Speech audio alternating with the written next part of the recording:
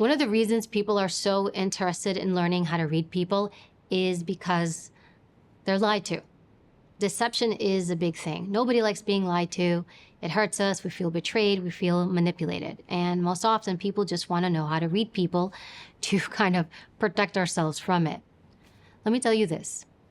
Everybody lies. Everybody lies. Let's just get that out the way. There are three primary ways in which people lie. The first way people lie is they just tell you a full-on lie. It's a completely fabricated story from beginning to end. That's one.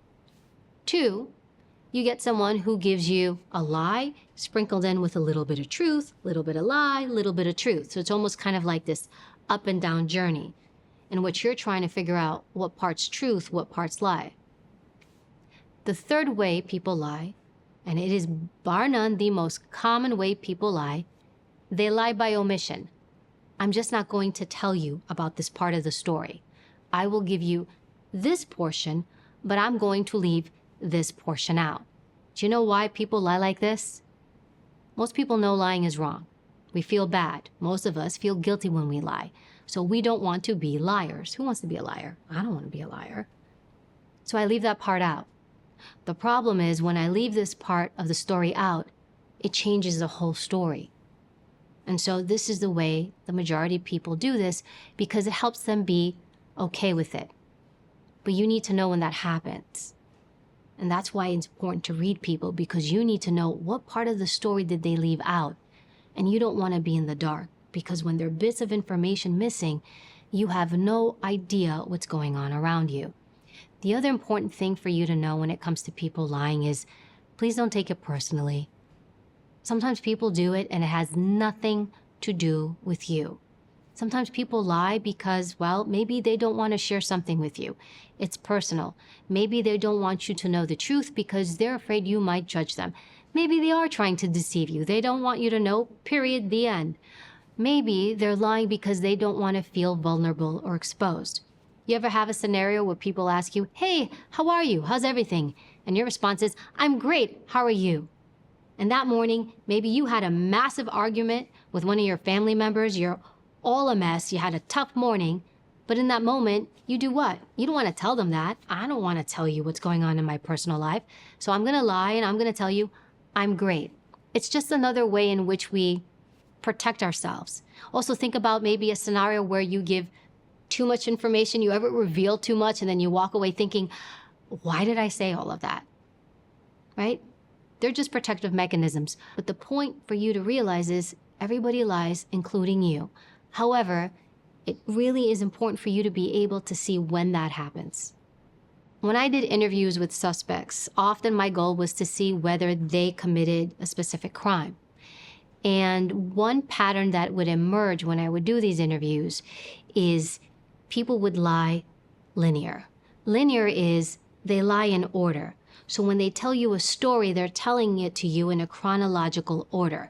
First I did this, then I did this, then I did this. Often people do this because it helps them keep their lie in order. Another thing they do is when they lie, they tell you a story. When we're about to lie someone, we think, all right, I have to give them a story.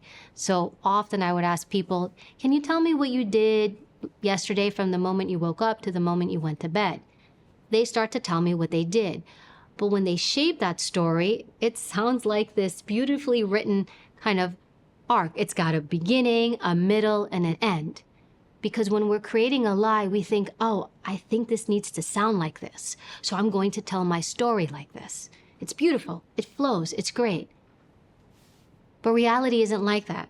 The truth is messy. Our days are messy. And so you want to pay attention to that. If somebody's telling you this beautiful story and it flows and it sounds like a story, guys, I gotta tell you, it probably is.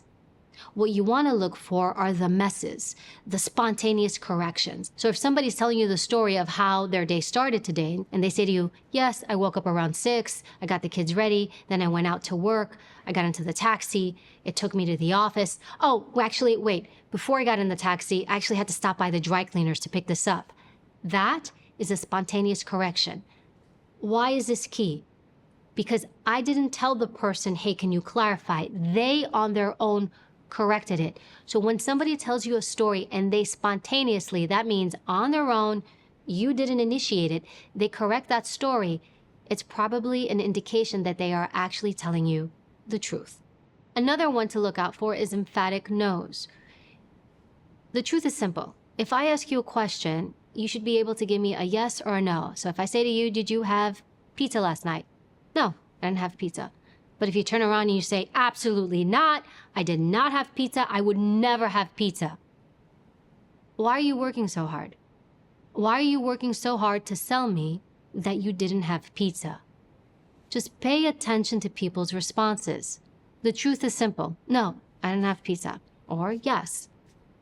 But if you get that really heavy-handed, you need to inquire by yourself and say, why is this person working so hard to sell me on the truth? The truth is simple.